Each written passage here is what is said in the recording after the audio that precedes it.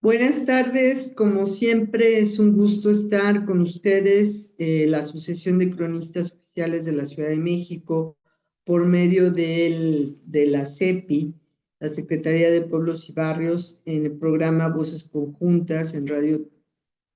Esta tarde me honro en presentarles, estamos festejando los primeros 25 años de vida de la Casa Museo Benita Galeana. Este Centro de Estudios para la Mujer y la Lucha Social nace el 27 de junio del 2000, inaugurado por la jefa de gobierno en ese entonces, Rosario Robles, a petición de la luchadora social Benita Galeana. Benita Galeana, antes de morir, nos deja el legado de su casa, precisamente para que se creara este centro de estudios sobre la mujer y las luchas sociales, para que su legado no quedara ahí, siguiera. Y bueno, como tiene el nombre, es un espacio destinado a la expresión, enfocado principalmente en la vida y obra de esta reconocida luchadora social feminista mexicana, que esta mujer pues luchó mucho por el voto, por la hora de lactancia para las mujeres, y bueno, que este fuera un referente para actividades obviamente culturales, educativas, artísticas, y sobre todo también para un centro de estudios históricos y comunitarios.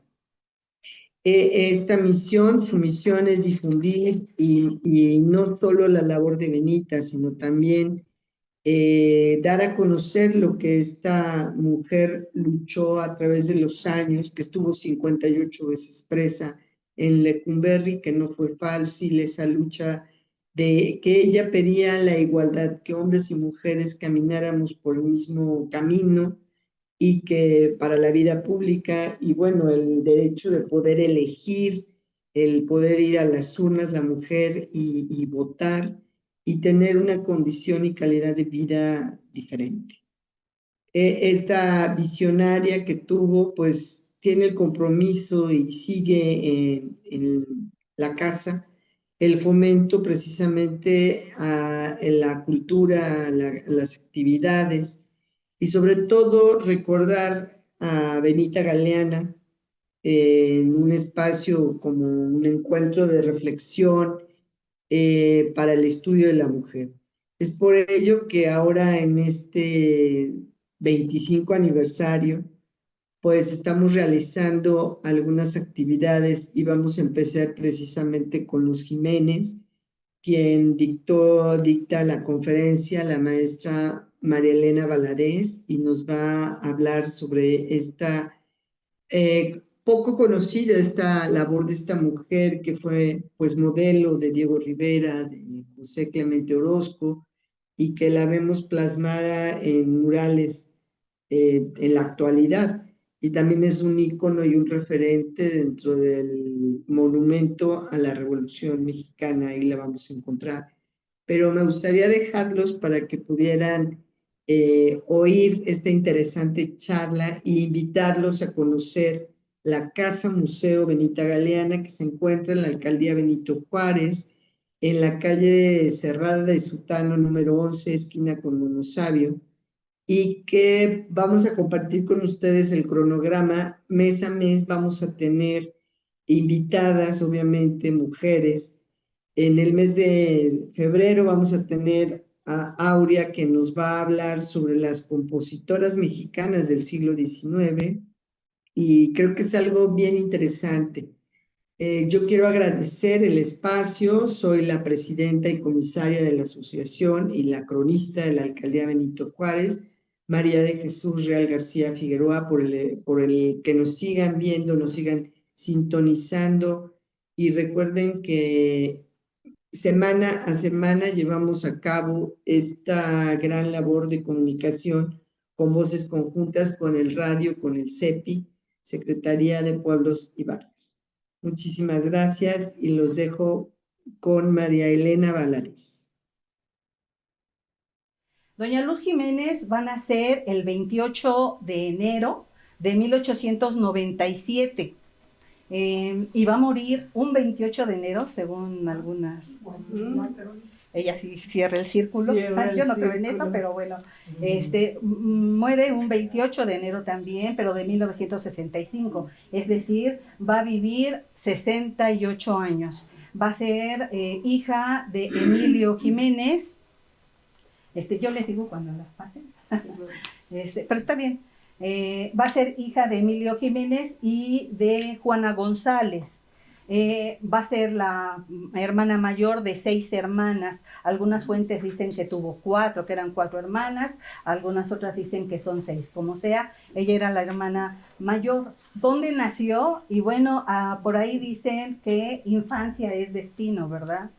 Y nada, un adagio tan propio para la vida de esta Luz, porque ella va a nacer en Milpa Alta, en lo que es hoy en la alcaldía de Milpa Alta, en uno de los, algunas fuentes también dicen que son 8, otros que son 12 pueblos originarios. Unos dicen que en Santa Ana, otros dicen que en San Mateo, pero bueno, nace en uno de los pueblos originarios de Milpa Alta, y ella en sus memorias, que lo vamos a ver más adelante, su legado, porque su legado no solamente fue visual, el legado de ella va más allá de solamente la imagen que nosotros tenemos en el imaginario. Bueno, pues ella relata en sus memorias cómo era este lugar, que se nota que ella amaba, y bueno, casi todos amamos donde nacemos, ¿no? Y ella, pues creo que se notaba mucho en lo que relataba. Este lugar que se encuentra es la segunda alcaldía más grande de la Ciudad de México, que hasta 1930 era conocida con diferentes nombres como Milpas, Milpas de Xochimilco, Asunción de Milpan. Milpas de Xochimilco porque hasta 1929 pertenecía a la municipalidad de Xochimilco, colinda con Xochimilco, ¿cómo se llama? Milpa Alta, y con Morelos. Bueno, pues, y el 70% es, hasta la actualidad, es una zona eminentemente rural. Y el 70%, 60% lo constituye Milpa Alta una serie de bosques, montañas, está rodeada por la Sierra del Ajusco, y por tal motivo, bueno, y también tiene ciertos valles y ciertos declives. Ella vivía en uno de estos pequeños valles de la alcaldía de Milpa Alta. ¿Y a qué se dedicaban en su casa? Bueno, al igual que todos en Milpa Alta, sus padres, ella era pues de familia muy, muy pobre, se dedicaba a la agricultura, era campesino y sembraba lo que desde la época prehispánica se sembraba aquí en la ciudad, ¿no? Calabaza, haba, maíz, frijol, etcétera. Y ella dice, y lo dice en diminutivo, también tenía algunos magueyitos que raspaba para el consumo particular.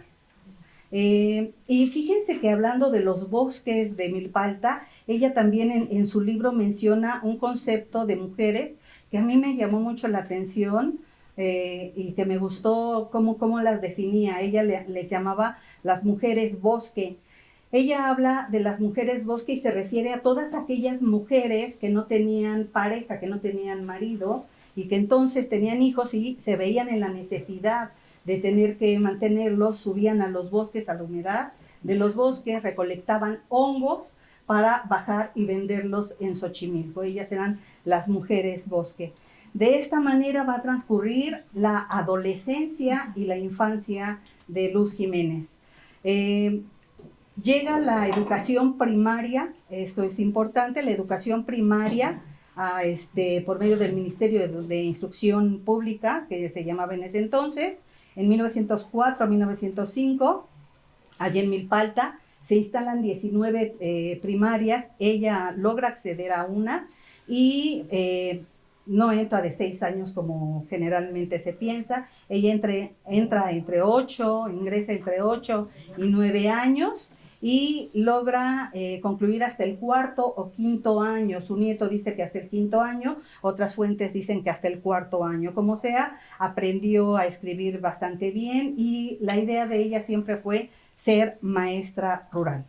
Así pasó su infancia, les decía, su adolescencia, hasta que en 1911, pues Milpa Alta no era ajena a lo que ocurría en en todo el país, 1911, 1910 inicia la revolución, y bueno, pues llega en 1911, ahora sí la que sigue, por favor. En 1911 llega el Ejército Zapatista, una fracción del Ejército Zapatista, liderado esta fracción nada menos que por Emiliano Zapata. Luz Jiménez lo conoce y se refiere a él de una manera muy entrañable porque lo sentían cercano a ellos, ya que ella menciona que hablaba lengua mexicana, se refiere a la lengua náhuatl. Porque se me pasó decirles, cuando llega la instrucción primaria allá, ella dice, tenían dos objetivos principales los maestros. Uno era castellanizar. ¿Por qué? Bueno, pues porque todos hablaban náhuatl, ¿sí? La lengua materna. Que déjenme decirles que esto le ayudó mucho en la vida futura a Luz, ya que según los lingüistas, el náhuatl que se hablaba en esa época en Milpa Alta era el más puro, por así decirlo, era el más cercano al que se hablaba antes de la conquista. Y bueno, pues entonces ellos al ingresar a la escuela, lo que buscaban era que dejaran de hablar el náhuatl, que hablaran castellano y que les enseñaran a vivir bien. ¿Qué era esto? Primero, a cambiarles la forma de vestir, que los niños no fueran en calzón de manta, las niñas con enredo, etcétera. Pero sobre todo, y algo que ella menciona y que me parece bastante bueno, era la idea de la higiene. Aunque ella dice que esto era muy complicado para ellos porque pues obviamente no había agua corriente y a veces había que caminar hasta más de 2 horas para llegar a un pozo y traer agua. Como sea, llega a 1911, Milpa Alta no es ajena a todo lo que se daba alrededor del país, ya que se daba de manera sistemática, se les despojaba de las regiones de los bosques, de la tierra, del agua, y Milpa Alta pues era pues se les despojaba a los indígenas de Milpa Alta, y por esta razón es que ellos se ven en la necesidad, no en la necesidad, sino ellos se adhieren a esta fracción o a este ejército zapatista que llega y que de alguna manera les ofrece que si se unen a ellos, pues restituirles de alguna manera lo que habían perdido. Y en 1911 incluso en San Pablo Ostotepec, Milpa Alta, ahí se va a instalar un cuartel, Emiliano Zapata, que de hecho actualmente es un museo de sitio, que está bastante bien conservado. En la que sigue. Pero en 1914 es tomada la Ciudad de México por el Ejército Constitucionalista. En 1915 llegan los carrancistas a Milpa Alta, empieza a haber escaramuzas entre zapatistas y carrancistas, y así llegamos a 1916, el 13 de octubre de 1916, que cambia la vida van a haber 2 hechos muy importantes que cambian la vida de Luz Jiménez. El primero es que les digo, en octubre de 1916, pueblos y regiones son arrasadas, quemadas por carrancistas, y bueno, muchos hombres van a ser asesinados. Entre ellos, y ella lo relata, eran sacados de las casas, los hombres, fueran niños, grandes, de cualquier edad, se les asesinaba, y de esta manera ella pierde, es asesinado su papá y 2 de sus tíos. Incluso ella relata que... Gracias.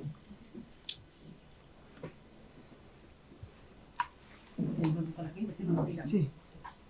Ella relata que fue lazada, al igual que otras mujeres, y fue arrastrada por la plaza.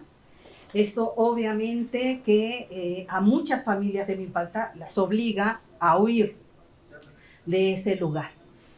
Y se va ella de Milpa Alta con su mamá y 3 de sus hermanas, y llegan a Iztacalco. En ese entonces esta Luz va a tener 19 años. Y aquí hay un vacío como de unos 4 años más o menos, 3 o 4 años en la vida de Luz Jiménez. ¿Por qué? Vacío me refiero a que sí hay información, pero no fidedigna, o sea, solamente es de historia oral y se contrapone esta historia, ¿no? Una dice que en 1920 ella va a ganar un concurso de belleza de origen prehispánico llamada La doncella de la primavera. En agua está medio difícil leerlo. Lo dejamos lo dejamos en La doncella de la primavera, que después derivó en el concurso de la India Bonita, y que más tarde, y que incluso leía yo, no sé, eso sí, no estoy segura, de que incluso todavía se lleva a cabo con el nombre de la flor más bella del ejido, sí. Y que se lleva a cabo en algunos de los embarcaderos de Xochimilco. Y todavía Iztacalco, también Iztacalco. Sí, en Iztacalco. También. No lo creía, yo. Sí, Yo lo sí, leía, sí. pero no lo creía. Bueno, pues este es tendría, o sea, no hay una fuente fidedigna que diga que exactamente ella ganó este concurso. Sin embargo, hay muchas fuentes que lo refieren. La que sigue, por favor. ¿Por qué? Porque esto le abre las puertas y la lleva a las escuelas, a la CEPAL, las escuelas de pintura al aire libre. Y estas escuelas, de verdad, yo sinceramente las desconocía hasta que empecé a investigar. Tengo 2 años investigando a Luz, y hasta que le empecé a investigar, pues supe de ellas, y de verdad que estas escuelas necesitarían una plática aparte. Las escuelas surgen en 1913, cierran la primera en 1914, y surgen estas escuelas en plena revolución, por eso es que la primera dura solamente 1 año, y surge como consecuencia de una huelga.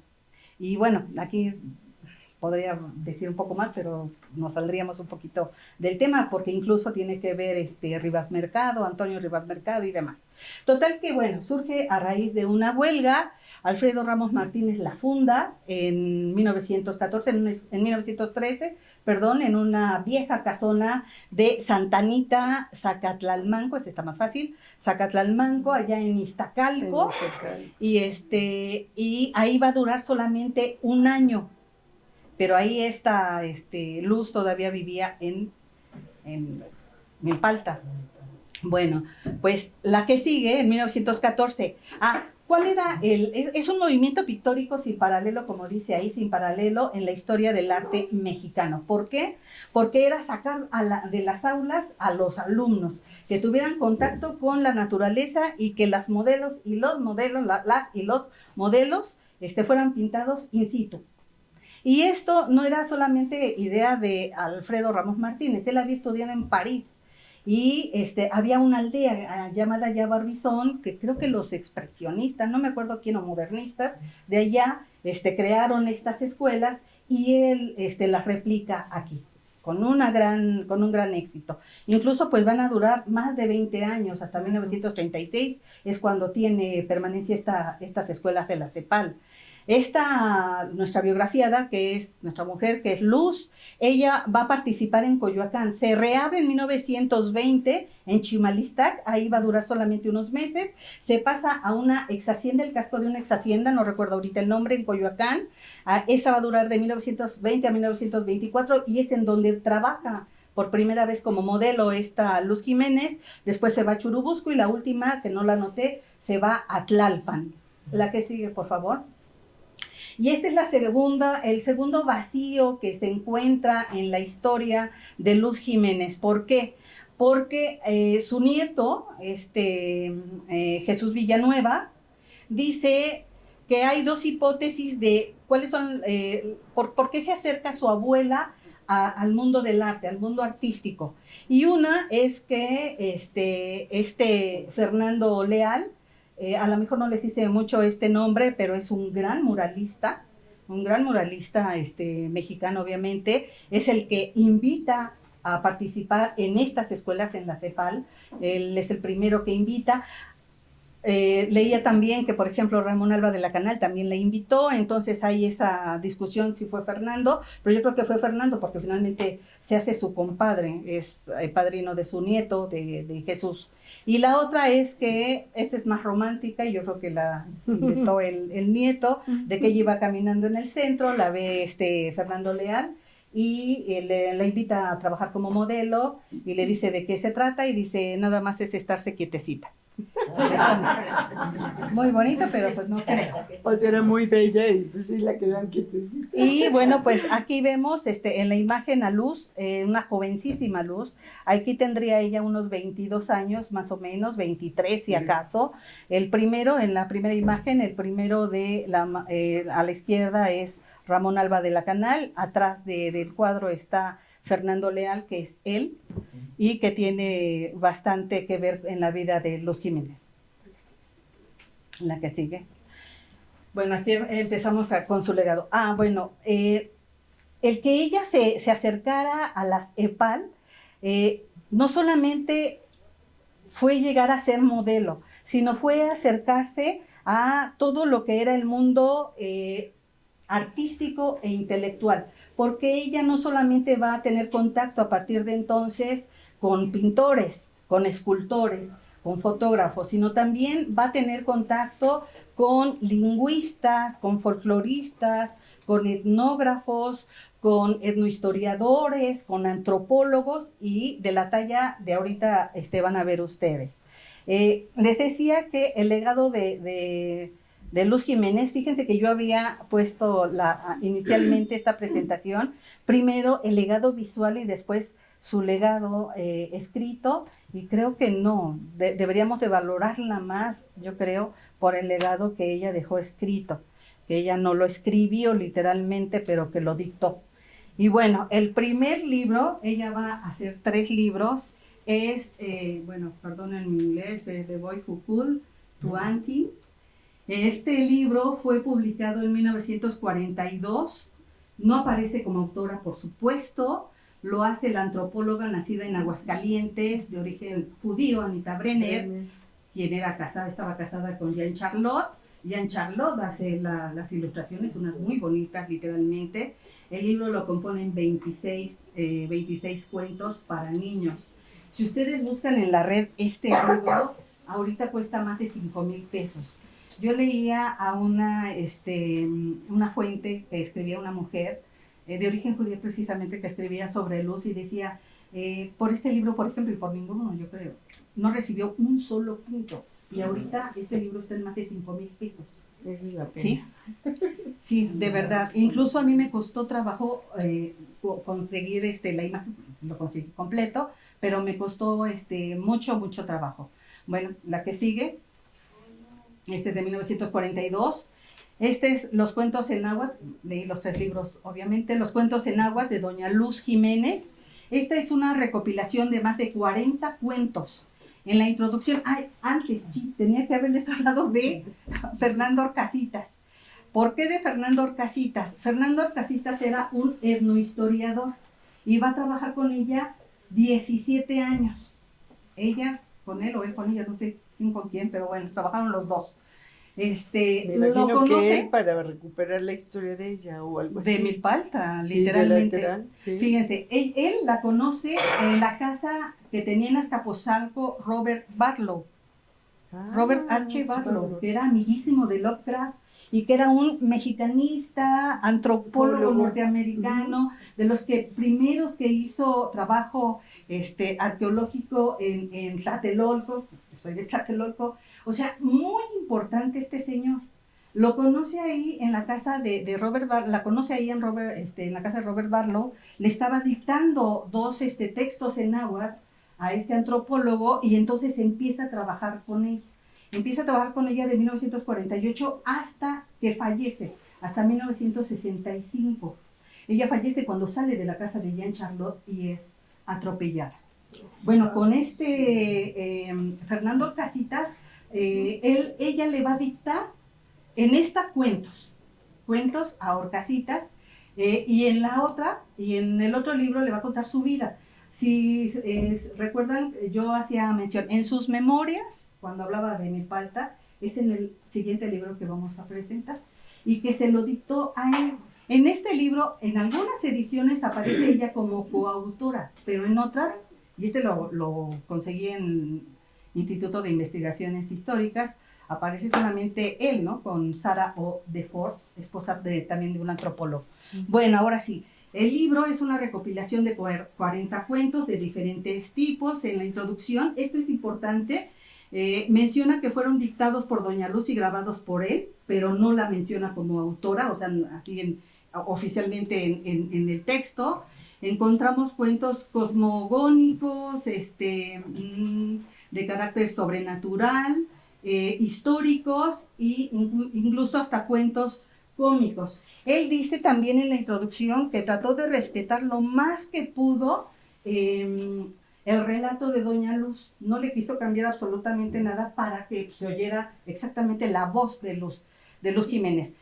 No recuerdo cómo se dicen los libros que están escritos en dos idiomas. Están en náhuatl los dos y en castellano, bueno, y en español. Pues son bilingües. Son bilingües. Bueno, tienen Ahí otro nombre, está mi pero son otra colega, bilingües. la antropóloga. Son bilingües, ¿verdad, Antro? Sí, ¿verdad? Son bilingües. Bueno. La que sigue. Esta es una joya de libro. Sí. Se llama de Porfirio Díaz a Zapata, Memoria Náhuatl de Milpalta. Es su vida de Luz Jiménez. Es la vida de Luz Jiménez desde que nace hasta que, bueno, hasta que muere, no, obviamente, pero más o menos hasta la década de los 30 es la vida de ella. Lo va a escribir o lo va a relatar entre 1963 y 1965, es decir, antes de que muera, o 1964, porque ella muere en enero de 1965. Es un texto revelador, pues aunque se refiere a la vida de Luz, en él podemos conocer cómo era la vida rural de Milpalta. Y esa es la aportación, la gran aportación de Luz. Sobre todo porque incluso yo leía a Miguel León Portilla, que decía que no solamente narra su vida, y a través de su vida sabemos cómo era la vida rural en esta zona a principios del siglo XX, sino también narra, por ejemplo, cómo fue o cómo vivieron un hecho histórico tan importante como la Revolución Mexicana en voz de una indígena y mujer, que eso es lo que resalta Miguel León Portilla. Decía, hasta 1970 había mucho escrito sobre la revolución, pero muy poco sobre la revolución que lo haya relatado un indígena y menos una mujer. Entonces es muy, muy valioso este libro.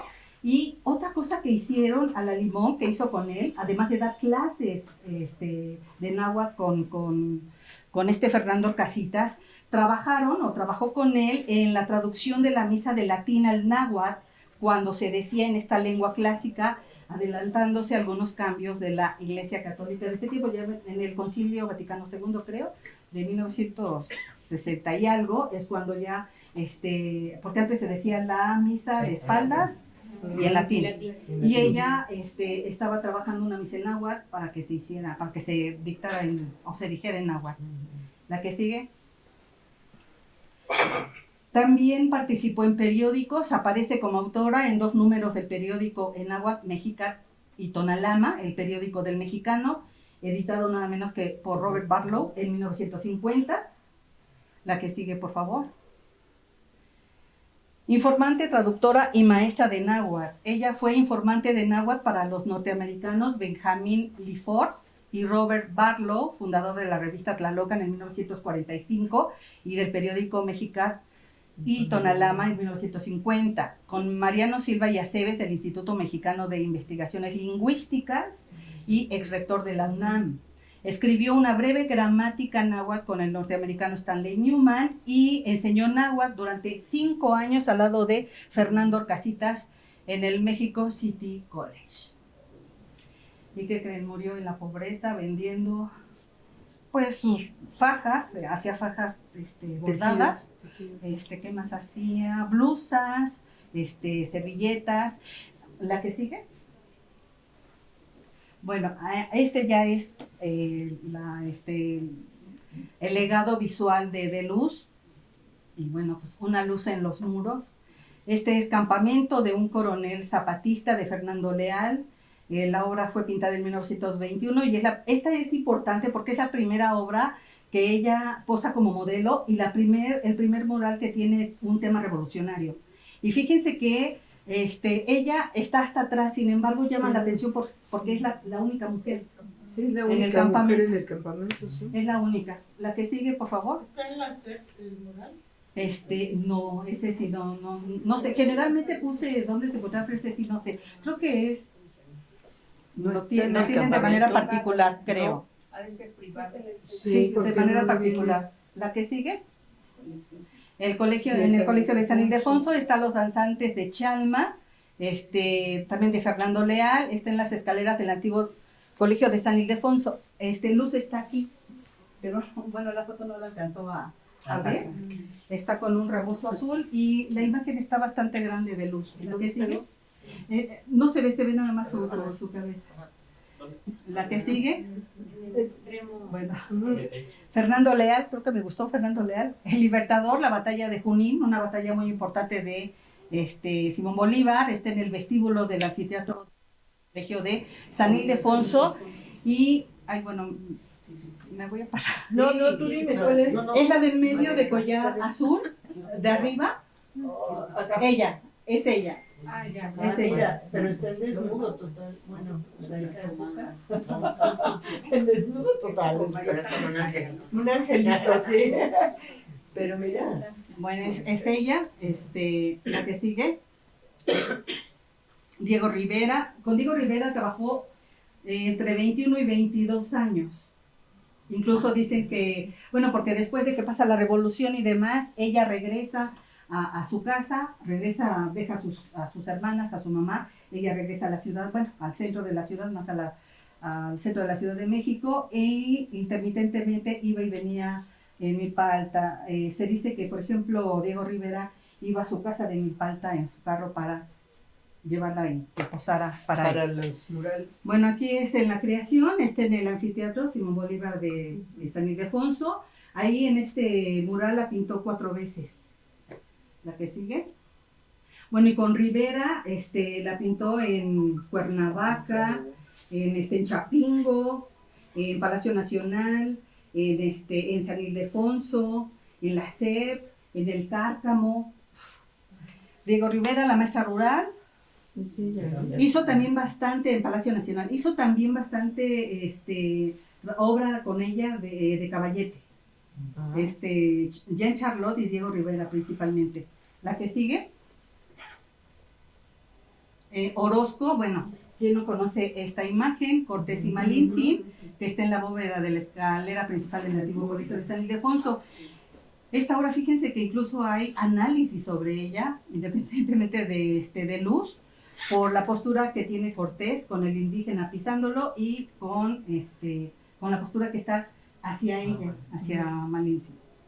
La que sigue. Ay.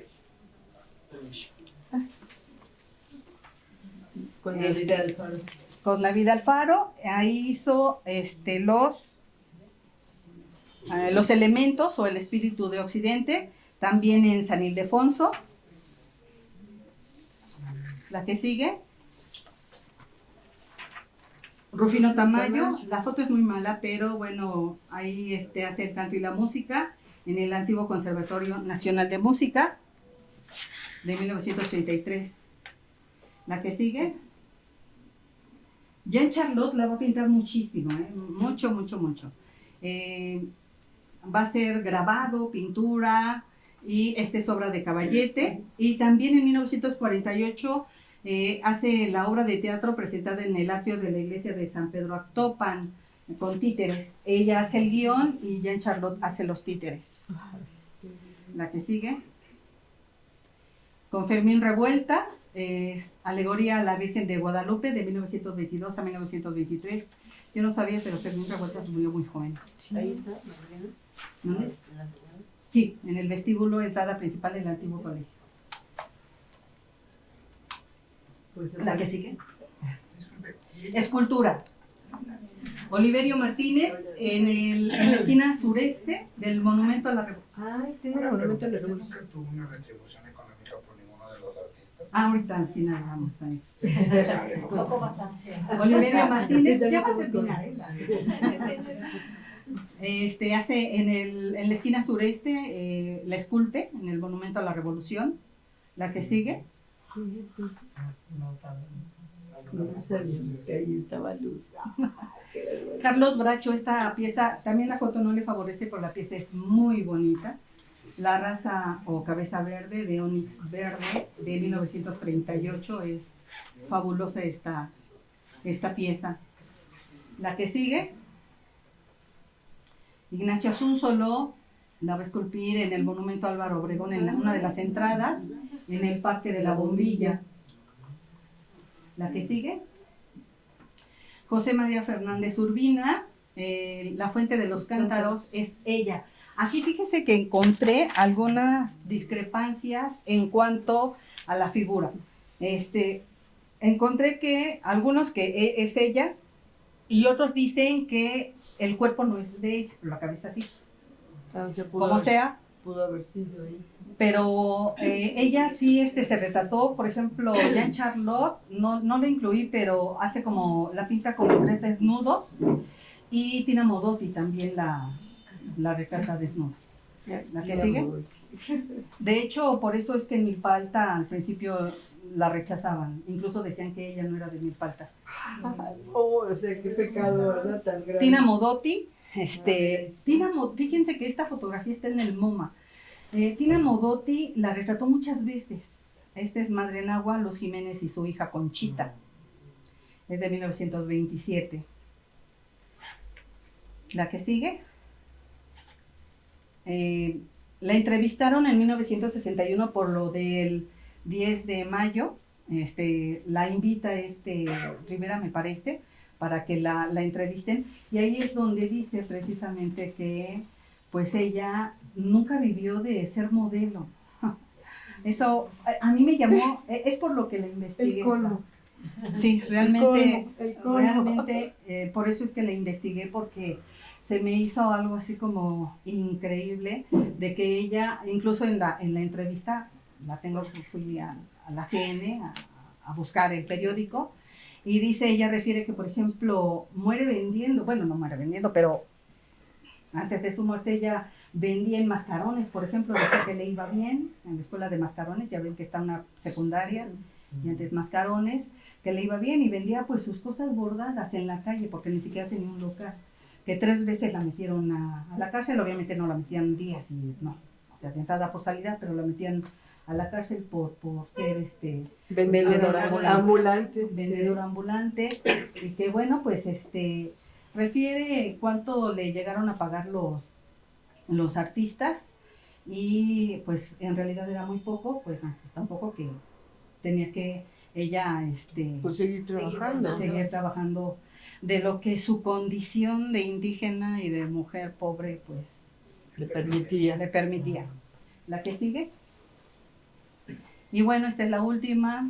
Finalmente le hacen una estatua en su pueblo. en Milpa Alta, de Luz Jiménez. Pero vestida.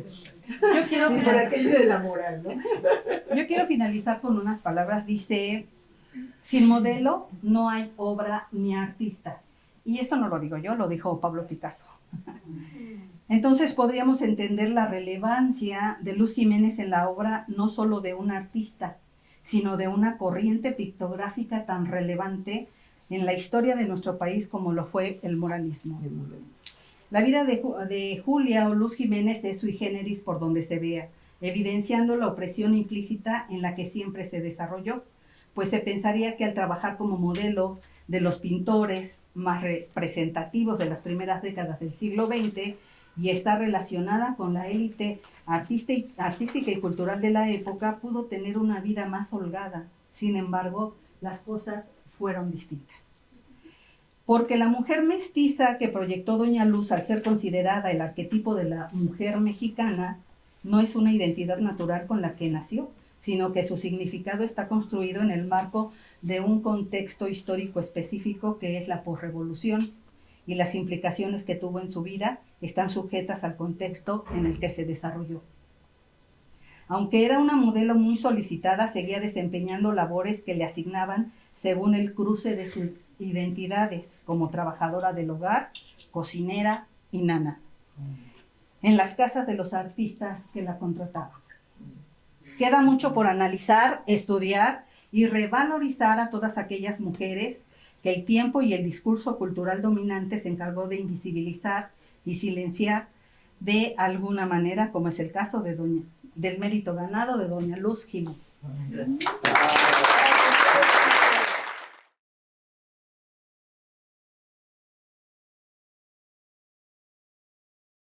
Pues les decía, estamos en febrero, tenemos a las compositoras. Luego, regresando un poco a la revolución, el 19 de marzo, una colega, la cronista de Tlalpan, presenta un libro que hizo de la generala Josefa Espejo Sánchez, la única esposa que tuvo Emiliano Zapata. Está muy padre el libro, lo hace en una representación un poquito escenográfica, entonces pues están invitados. En abril, pues vamos a hablar de la dueña de la casa, Benita, obra de Benita y vida, por su biógrafo Marcelo Bustos. Es el maestro, él es cronista de Texcoco, entonces honor a quien honor merece, la conoció primero que yo. Entonces, pues es su aniversario luctuoso. Luego, en mayo también tenemos, parece que viene otra compañera de Clio, pero estamos definiendo el tema. En junio, pues es el evento magno de ahora sí que cumplimos los 25 años, esperemos que nos acompañe el alcalde para develar una placa, y ese día pues también tenemos a Paula Benavides, viuda de Calderón, que van a hablar de esta artista poco conocida también. En julio tenemos a la maestra Claudia Espino, que nos va a hablar de Luna Méndez de Cuenca, también otro personaje. En agosto vamos a tener a mujeres editoras en el cine mexicano y nos va a hablar Francisco Maciel, el cronista del cine mexicano. En septiembre, que es el cumpleaños de Benita, ahí yo hablo y voy a hablar de Mujeres en el Sur, pero también un libro que nos acaba de editar el Senado de la República, que fue el libro póstumo de Benita, Actos Fallidos, Actos Vividos, y ese lo vamos a presentar en el Senado, pero esperemos que lo podamos presentar aquí en sitio en septiembre, que es su cumpleaños. Y vamos a cerrar, ¿no? Todavía en octubre tenemos 70 años de sufragio femenino de México por la maestra María Eugenia Herrera Cuevas, y cerramos en noviembre con Sor Juana Inés de la Cruz por el cronista Carlos Vega, ¿no? Entonces tenemos